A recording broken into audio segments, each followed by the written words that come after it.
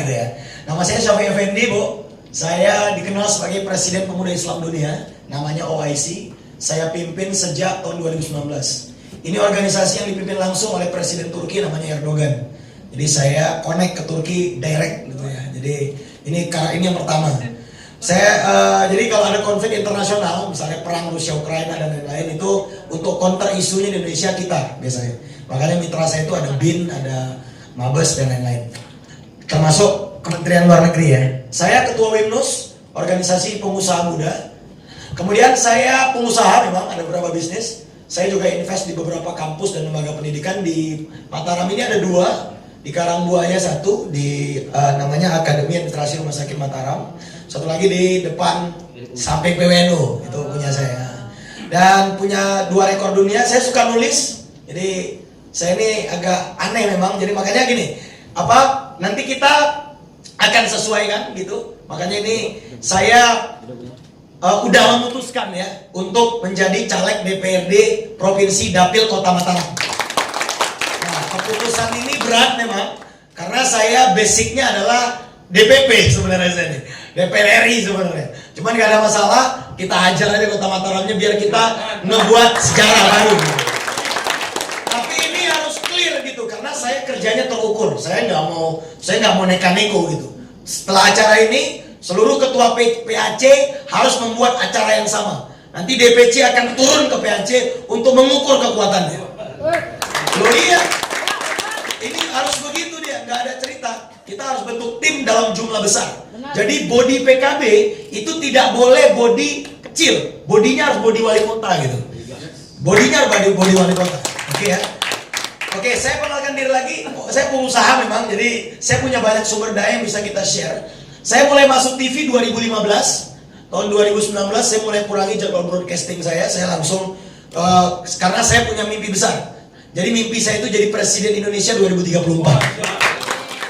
Makanya ini NTB sebagai pertama kali politik praktis saya gitu ya. Jadi tolong ajarin saya. Ajarin saya gitu ya.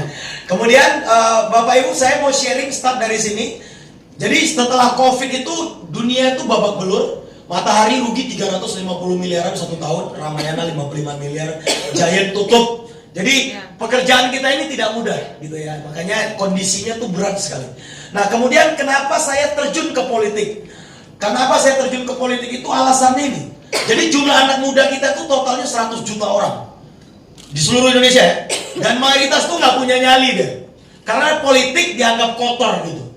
Politik dianggap jorok gitu. Yang sebenarnya jorok itu bukan politiknya, tapi oknumnya. Karena politik adalah tools, sama kayak uang. Uang itu tidak bersalah. Yang menggunakan uang nih bermasalah. Gitu. Uang itu nggak ada masalah karena dia benda mati aja gitu. Bisa dibelikan narkoba, bisa disedekahkan.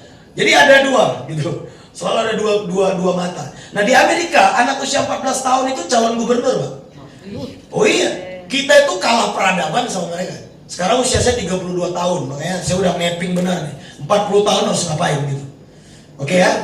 Makanya Anda harus membuat kalah itu menjijikkan, Bapak Ibu. Anda kalau bertanding gitu, kalah itu harus menjijikkan ya. Karena kalau Anda terbiasa kalah, Anda punya mental lemah. Benar. Jadi ini dan harus kerja keras. Harus kerja keras. Di awal karir saya jadi pengusaha, saya tidur 2 jam per hari. 2 jam per hari. Itu sekitar 3-4 tahun. Makanya kalau ada orang bilang, wah kamu beruntung sekali. Dasmu sebenarnya. Ini bukan beruntung, ini kerja keras. Gitu. Jadi Anda harus kerja keras. Anda harus atur itu. 1 hari berapa titik Anda kedua rumah orang. Gitu. Oh iya harus begitu dia. Kalau nggak kerja keras nggak bisa. Agama kita juga melarangnya. Karena tidak akan berubah satu kaum kalau dia tidak berubahnya sendiri. Oke ya, ini start. Kemudian saya cerita tentang perubahan. Jadi Bapak Ibu, dunia bergeser. Saya senang banget ada Pak Ocong Diesel, Papa yang udah mulai melek teknologi. Karena memang dunianya geser. Dulu warung digantikan Alfamart, warung pada tutup. Kemudian satpam digantikan CCTV, satpamnya pada tewas, Pak. Kemudian taksi digantikan Gojek, Gokar. Pemilu juga sama. Kalau pemilu tidak berubah, caranya nggak bisa sama. Jadi kalau ada Pak SE kok belum ada spanduk apa segala macam, Anda tunggu dulu. Kita tuh bergerak dengan cara kita gitu. Jangan cara orang yang kita tiru-tiru, biarin dia. Benar. Yang penting kan ujungnya kita menang. Ya.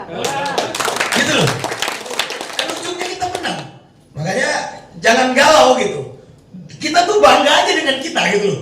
Kita ini suka ngeliat orang itu kurang aja, jangan. Biarin aja dia, nggak apa-apa gitu. Gak ada masalah gitu loh. Saya move dari Jakarta ke Lombok, itu teman-teman Jakarta saya bilang gila, bilang apa, nggak ada urusan sama saya. Nggak ada urusan. Jadi hati kita tuh jangan mudah disakiti, apalagi Anda mau jadi pemimpin. Kalau Anda mudah baper, repot Anda. Kayak acara hari ini, ada yang tersinggung nih kita buat acara begini. Nggak ada masalah, jalan aja gitu. Nggak ada urusan. Ini mau percaya kok ngomongnya kok dinding, kira-kira gitu. Kita jalan terus gitu. Ya Bapak Ibu harus begitu mentalnya ya. Karena ini bentar lagi kita masuk ke lapangan nih. Saya akan turun ke PAC. Saya mau ukur bener ini PAC dari betul ya. Ini ngapain? Kita udah buatkan plang kemarin, ya kan? Ini bendera 2000 udah standby. Kita mau turun nih.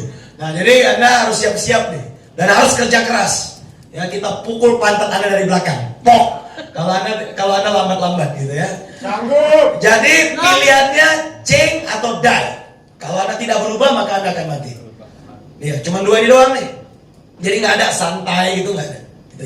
Ini. Oke, perhatikan Pak. Ini alasan saya masuk politik ya. Jadi alasan saya itu adalah ini. Yang pertama, pasar bebas dibuka. Jadi orang asing boleh masuk. Ini target yang akan saya benahi di Republik kita, gitu ya. Jadi pasar bebasnya open. Anda lihat nih kondisi ekonomi kita begini. Kebijakan pemerintah membebaskan visa bagi 75 negara bisa membuka peluang masuknya tenaga kerja ilegal. Masuknya tenaga kerja asing akan mengancam penghidupan pekerja lokal.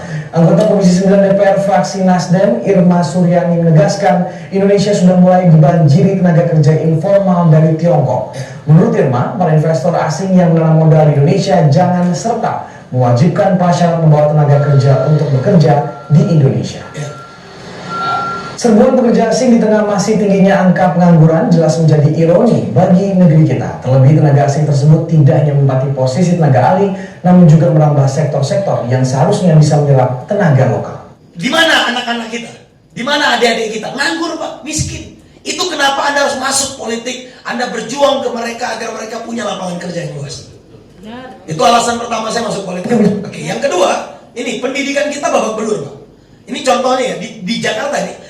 Ignatius Riantimiwa ini jebolan S2 FISIP UI datang ke Mahkamah Konstitusi minta bunuh diri dilegalkan akibat himpitan ekonomi.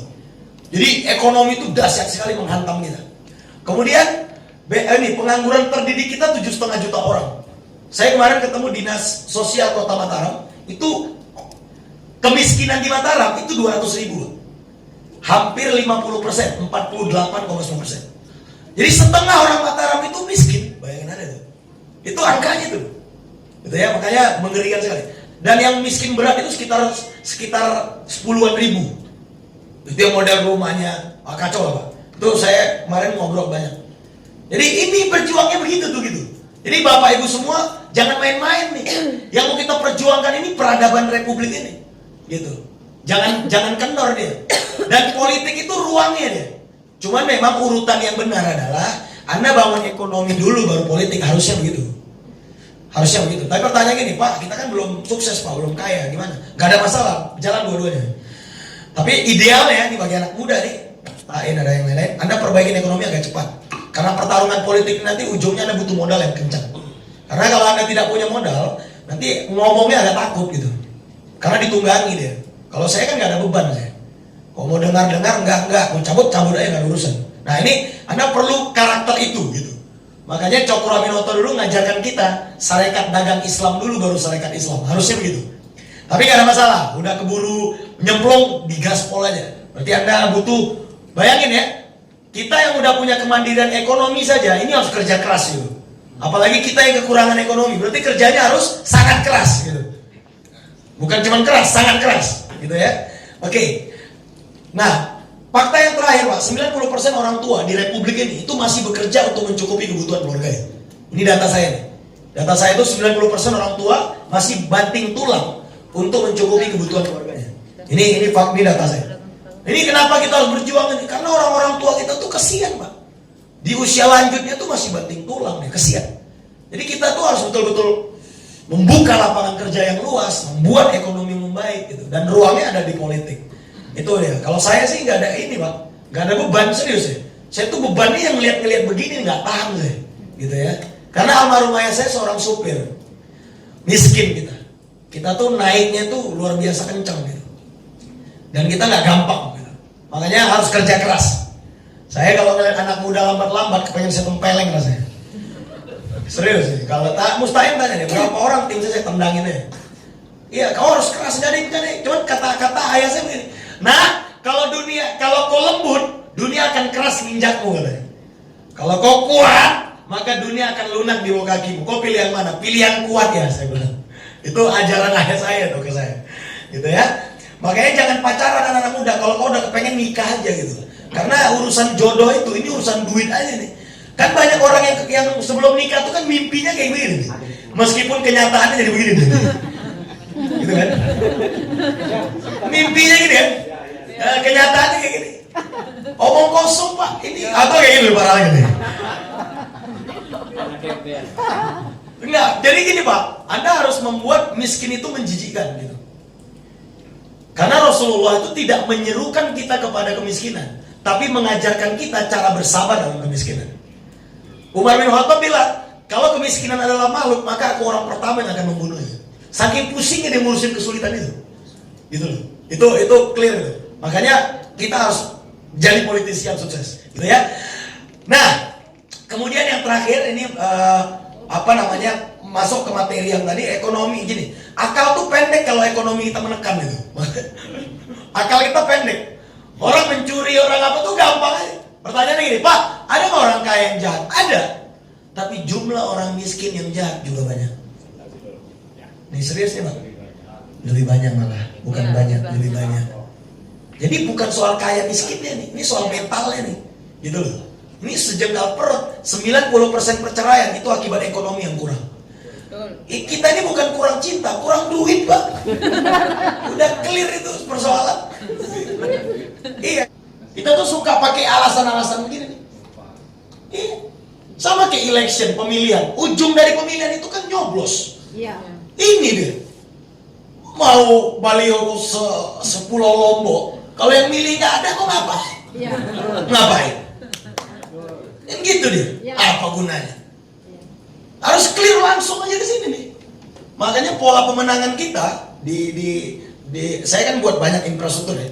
Itu diam-diam kita langsung ke SPS, saksi pendulang suara, langsung di TPS itu kita plototin di TPS. Udah gitu aja. Mau orang mau apa terserah, ujungnya kan itu, suara itu ujungnya. Gitu ujungnya. Makanya oke ya. Sama kayak duit. Ini election uang ya. Kita tuh kan kekurangan uang Pak. Gaya ngomong kita, ini apalagi saya kalau ada ustadz gitu yang menggunakan agama untuk bersembunyi di balik itu, saya suka melawan gitu. Misalnya begini kalimatnya nih. Biar miskin Pak, yang penting masuk surga gitu. Masuk surganya saya setuju. Kalau bisa jangan susah juga gitu. Kan boleh kaya dan masuk surga, boleh Pak? Oh, boleh. Itu yang Boleh. seharusnya. Kan boleh ya? Kan ada banyak pilihan. Ada yang gagal di dunia, sukses di akhirat, bagus. Ada yang gagal di dunia, menang di dunia, gagal di akhirat, nggak bagus juga. Yang paling laknat udah gagal di dunia, gagal sekali di akhirat. Ini yang paling parah. Yang paling bagus kan sukses di dunia, sukses sekali di akhirat, kan the best. Gitu loh. Makanya kita ini umat Islam ini kalau bisa nontonnya itu jangan yang lemah-lemah gitu loh. Penaklukan, kemenangan gitu loh. Turki itu kan penaklukan, Konstantinopel, Al-Fatih, itu yang kita tonton.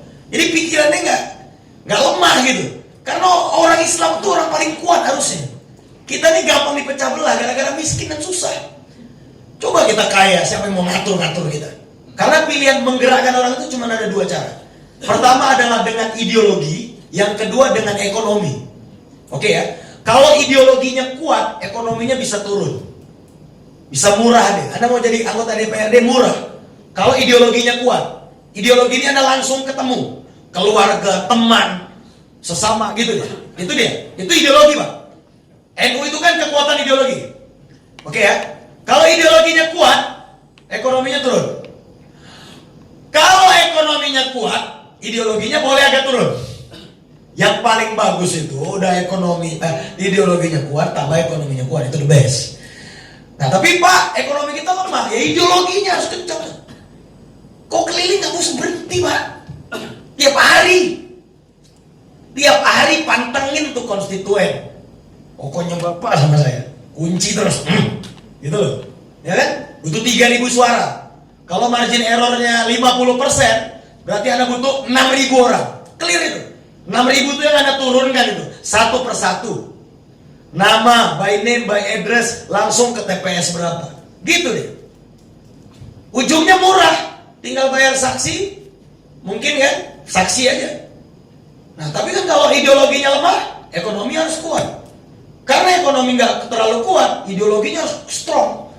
Memang betul dikerjain gitu. Ada teman saya, nanti Mas Bungas cerita tuh. Ada teman kita di Makassar, modal 7 juta rupiah jadi anggota DPRD. 7 juta rupiah. Tapi jangan tanya Anda kerjanya, Pak. Nggak pulang-pulang dia selama setahun. Serius, muter terus, dipilih di desa. Terus gitu. 7 juta, Pak. Jadi anggota DPR. Ada orang yang 1 miliar kalah. Nah, coba.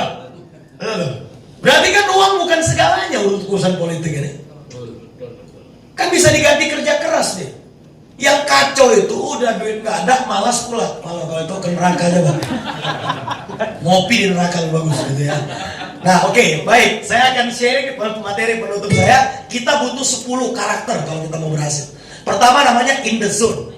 Kita berhenti hidup dengan apa kata orang. Kita hidup dengan apa kata Tuhan. Nomor 1 nih. Nomor 1. Gak bisa bahagia kita. Orang ngomong apa kita tersinggung apa. Kayak kucing. Ngomong apa. Pak, Bu, kalau kita dijelekkan di belakang kita, orang itu bukan menjelaskan tentang kita. Dia sedang menjelaskan tentang diri sendiri. Itu ini gak usah takut. Tapi ya mereka diabaikan. Dan Anda harus punya dendam. Positif dendamnya. Kata Ali bin Abi Thalib, dendam yang terbaik adalah membuat dirimu lebih baik. Proses ini Anda dihina, dicaci ya. Ketika Anda menang, mencret semua yang menghina Anda itu. Begitu caranya. Makanya ini kalimat saya nih, simpan baik-baik wajah mereka yang menghinamu. Karena suatu saat nanti wajah-wajah itu pula yang harus menonton keberhasilanmu. Ini dendamnya. Tandain aja, tandain. Nah, kau ya, gue ya. Halo. Pokoknya nanti kalau jadi koin pertama kali ku salam ya. Gitu. Dendamnya kayak gitu. Saya sampai sekarang putra putri saya, anak itu kita latih untuk punya dendam positif. Gitu Pak. Saya dulu dihina di kampung saya itu. Saya bangun rumah ibu saya 2,5 lantai khusus untuk, ya Anda tahu lah, tetangga sama iblis kan beda tipis deh mulutnya. Jadi khusus tetangga yang ini nih, kita tinggikan pagarnya 3,5 meter. Saya pulang sepi, ini kok ini ketinggian ya. Ini bukan pagar Bu, ini benteng Israel saya bilang. Hanya untuk nutup mulut kotormu aja. Kira-kira gitu Pak. Harus berani begitu kita. Dendam positif itu penting sekali. Gitu ya. Kayak Wattles. Saya mau cerita Wattles. Ini pelari Amerika tahun 82. Ini kayak hidup kita ya. Ketika pertandingan dimulai Pak, dia tertinggal paling belakang. Ini semua orang menghina dia. Semua orang mencaci dia. Semua orang bilang dia tidak mampu. Dia tidak bisa. Yang dia lakukan cuma satu. Fokus menangkan pertandingan. Nah, kita lihat nih. Lihat. Dia tertinggal jauh di belakang. Paling belakang. Anda rasakan itu, dimaki tuh dia. Goblok lah apalah dia. Lihat Wattles paling belakang. Paling belakang. Semua orang menghinanya ya. Semua orang mencaci maki ya.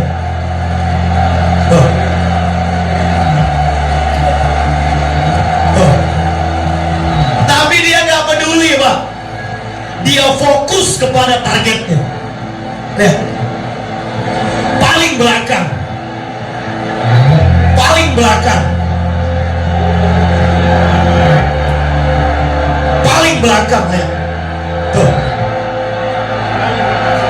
Paling belakang, dia fokus kepada dirinya ya. Terus. Tuh ya.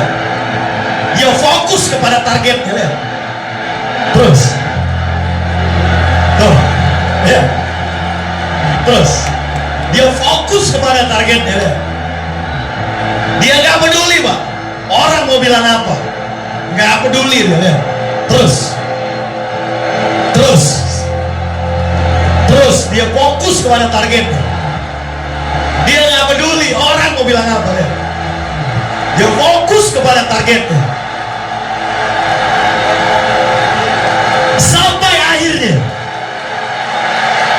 ya, dialah pemenangnya. Ya begitu caranya. Begitu caranya. Kayak gitu caranya. Coba kita kalau yang paling belakang ini kita ngomong apa? Udah pulang aja kan jelas. Harus sampai tuntas. Sampai tuntas, Pak. Apapun yang terjadi. Nomor 1, nomor 2, jangan hidup di masa lalu. Seburuk apapun masa lalu kita nggak ada urusan. Masa depan kita masih suci. Ya. Coba Anda jawab yang jujur pertanyaan saya. Pertanyaan sederhana. Lagi jalan ke Sandung Batu. Salah siapa? Coba. Pak Ketua LPP bisa jawab nggak nih? Ulangin ya.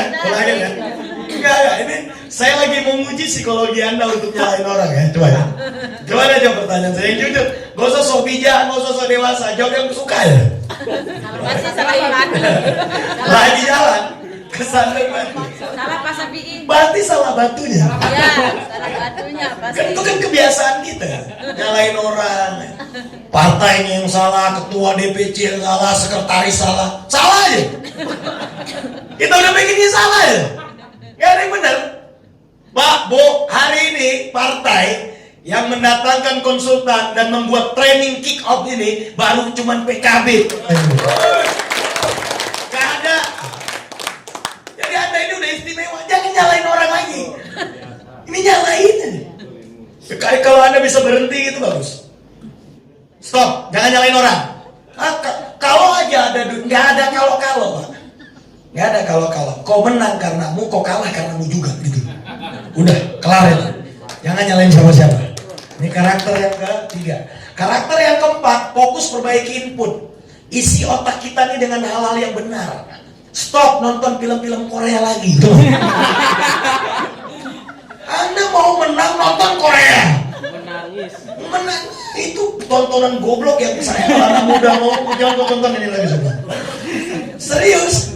Indosiar, Bu Ketua. Anda tahu nggak tontonan saya itu gila-gila. Coba cari di YouTube deh, Pak. Anda nonton, coba buka YouTube dulu. Misalnya nih ya, Anda track saya kalau Anda follow Instagram saya. Setiap saya datang ke daerah, tahu saya ngapain? Saya cari makam raja, saya cari makam ulama, selalu Pak, nggak berhenti loh itu. Dan tahu di makam tuh ngapain? Coba, film Sultan Agung gitu loh. Film-filmnya yang begini-begini nih. Ketik film Sultan Agung. Nih, cari sekarang di Google gratis nonton. Anda tontonin film Sultan Agung, penaklukan Konstantinopel Al-Fatih. Itu yang Anda tontonin. Ini yang Anda tontonin teknik menggibah tetangga. Wajar loh, tanya fitnah. Jangan dong. Iya, ini Sultan Agung ya. Ini film trailernya ada nggak? Trailernya.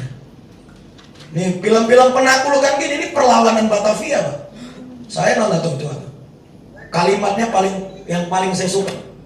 Perang ini bukan untuk hari ini, Paman. Kenapa kakak lebih memilih menjadi rakyat biasa? Penyerangan ke Batavia itu bukan untuk hari ini, tapi itu untuk setahun ke depan. Anda perlu nonton ini. Wah, Sultan Agung. Coba Bos, saya mau cerita Sultan Agung loh. Nih ada yang menarik nih. Saya menelitinya sekitar 1,5 bulan di Sultan Agung. Saya datang ke makamnya menemui keluarga-keluarganya, Pak. Sultan Agung itu paling benci dengan pengkhianat. Jadi di tubuh DPC jangan ada pengkhianat. Sumpah nih, pengkhianat itu. Jadi gini, makam Sultan Agung coba cari di Google. Kau cek di Google itu, di Google ya. Batu pengkhianat makam Sultan Agung. Jadi waktu perang, kenapa kalah? Karena strateginya dibocori pamannya. Jadi lumbung-lumbung padi di Cirebon itu dibakar Belanda, kalah deh. Pamannya ini Pak, kepalanya dipenggal sama dia. Paman ini paman kandung. Dan kepalanya itu diletakkan di keset tempat makamnya Sultan Agung. Nih, keset ini isinya kepala pamannya sendiri. Jadi waktu saya datang ke Jogja, ini di makam di Jogja ya. Saya datang nih, saya tanya nih, ini apa ini Pak? Ya, tahu nggak jawabannya Pak? Ini kepala pamannya Sultan Agung. Dan harus kalau Bapak mau masuk ke makam dia, wajib nginjek ini dulu. Ya keset gitu. Ditanya kan, kenapa begini? Saking bencinya Sultan Agung dengan pengkhianatan. Biar orang tahu katanya. Sampai akhir zaman pengkhianat itu memang betul-betul harus kita injak kepalanya. Kayak gitu. Itu Sultan Agung Pak. Makanya jangan berkhianat. Kalau Anda sudah memilih PKB, Anda full main di situ, jangan tanggung. Nanti strategi ini Anda bocor-bocorkan orang-orang. Tahu nggak? Tahu saya cekek orang itu. Jangan berkhianat. Nanti ketua DPC-nya Anda fitnah-fitnah, saya Anda fitnah-fitnah. Jangan. Gak menarik hidup Anda kalau begitu. Kita tuh jangan pecah di dalam. Kalau mau main tuh keluar gitu. Organisasi yang kuat Pak, itu mainnya di luar bukan di dalam. Kita ini di dalam saling tikam, itu goblok sekali. Itu kemunduran Pak. Makanya pemimpinnya harus berani. Kita diam aja. Nah, ini kan kita nih kan, organisasi kan. Ini kita nih, pimpinan DPC nih, kerja kan. Oke. Ini ngambil tanggung jawab tanpa pamrih, investasi berani. Ada yang efektif dua. Ini orang yang efektif bekerja. Dan ini bukan di DPC ya, di tim Anda nanti pun sama. Anda akan menemukan tipe-tipe seperti ini. Oke. Ini tipe pertama. Ini tipe kedua Pak. Dia bekerja, tapi beratin juga. Kurang efektif nih makhluk ini. Ada deh. Tuh. Lihat. Kelihatan kerja ya? Nah, menghayal gitu. Ada yang kayak gini, betul-betul gak dikerjain sama dia, tapi ada di dalam gerbong kita.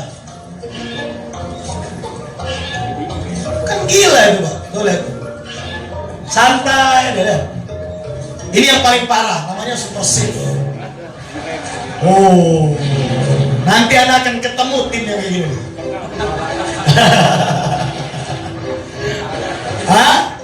Tim Anda akan ada kayak gini. Ditanya, bagus nggak? Bagus kata. Kurang ajar kan? Gila. Abi tuh gangguin orang lagi dia. Pong, diganggu dia. Lihat. Sementara orang udah lari cepat. Ya, kalah Pak. Cabut kau. Kau turun. Pemimpin harus tegas. Pokoknya tim itu tugas kita tuh cuma dua aja. Pertama dibina, yang kedua dibinasakan Pak. Gak ada yang lain tuh. Kalau dia mau dibina, ikut. Kalau nggak mau, binasakan. Selesai. Anda kalau lemah, Anda dikerjain. Anda punya tim sukses, timnya yang sukses kita hancur. Judulnya tim sukses, yang sukses timnya. Kalau saya habisin, nggak urusan sama saya. Nah, bentar lagi kita kan turun ke PAC nih. Kita akan cek tim PAC. Kita akan cek tim caleg. Apa yang udah dia buat? Jangan dia kasihkan, saya punya pasukan. Pasukan yang mana? Mana datanya? Benar nggak? Nanti dia iya ke Anda, iya ke orang lain. Yang begini-begini nih harus yang jadi kayak Sultan Agung tadi. Jadikan keset yang mati, kira-kira gitu. Kemudian bekerja sama dengan yang terbaik. Ini cara sukses kita nih. Belajar dari yang terbaik, ajak kerjasama. Kalau ketemu orang hebat tuh otak kita jangan negatif aja gitu. Ajak dia kerjasama. Itu. Yang keenam, komitmen. Kalau Anda udah pilih, fokus tuntaskan. 3 kata itu ya. 3 kata. Pilih, fokus, tuntas. Pilih, fokus, tuntas. Jangan nggak tuntas. Dan saya siap dengan kemungkinan terburuk Pak di Mataram ini. Nggak jadi pun saya DPRD ini akan kita ulang lagi 2009 gitu. Oh iya. Jangan Anda kira saya cuma transit. sini, enggak. Ini perannya serius gitu loh. Anda bayangkan 3 anak saya sekarang sekolah di Abata ini, di Mataram ini sekolah. Jadi kurang tanya serius apa lagi saya di sini, gitu ya. Bukan cuma ganti KTP doang, itu bayar 1 juta bisa ganti nama ya. Tapi clear infrastruktur saya bawa, keluarga saya ada di sini, nah, istri saya, anak saya, clear. Kita berjuang itu habis full. Anda jangan setengah-setengah. Kalau saya aja full, Anda yang udah bangkotan di kota ini, kenapa lambat gitu loh. Saya ini anak Anda, Pak. Usia saya 32 tahun. Bapak, saya ini anak Anda. Benar. Jangan Anda jadikan saya ini orang asing. Jadikan saya ini anak Anda. Kalau Anda jadikan Bang Suban ini Saudara. jadi adik Bang Suban. Jadi kalau saya diapa-apain, Bang Suban harus marah. Karena itu adik saya. Gitu. Iya. Bang Suban ini abang saya. Kalau dia disakitin orang, saya bertanggung jawab. Dia abang saya. Gitu. Haji Muksin itu bapak saya. Jangan diganggu-ganggu itu. Kalau Haji Muksin itu bapak saya. Kira-kira gitu kan. Nah, ini tier 1, 1-0. Ini mapping saya, Pak. Yang 2.0 itu orang yang kenal tapi belum mau. Kenal tapi belum mau. Kenal tapi belum mau. Berarti kalau di Anda siapa tuh kira-kira? Teman Facebook, teman apa? Dia kenal tapi belum komitmen, belum mau. Oke, ini kerjaan kedua. Kerjaan ketiga yang belum kenal Anda. Yang belum kenal Anda. Kerjaan ketiga. Kerjaan keempat itu konstituen lawan. Konstituen lawan. Nah, ini harus didata. Anda di awal-awal nyalek, jangan langsung ke konstituen lawan. Setengah mati atau berdarah-darah. Jangan, ini dulu. Kayak saya nih, saya udah mapping kan 5 lawan saya. Udah tahu saya nih, ini kakek itu saya catat-catat ya, oke. Saya nggak ngerjain mereka dulu. Saya catat basisnya di mana, konstituennya saya catat. Ada di saya datanya. Saya pukul kapan konstituennya? Di ujung. Itu yang model kayak gini tuh, operasi saya. Dia incumbent, TPS dekat rumah dia, di TPS dia kita bayar. Lawan Anda jangan Anda hajar sekarang, jangan. Dia punya sumber daya, bos. Dia mukul Anda pakai APBD, betul nggak? Bukan pakai kantong dia, kita pakai kantong sendiri. Dia mencret kita, betul nggak? Bukan lawan kita, dia pakai kantong orang. Kita kan pakai kantong kita, dipukul di ujung dia, jangan di sini. Jangan sekarang. Sekarang ini aja nih. Hati gue dibunuh.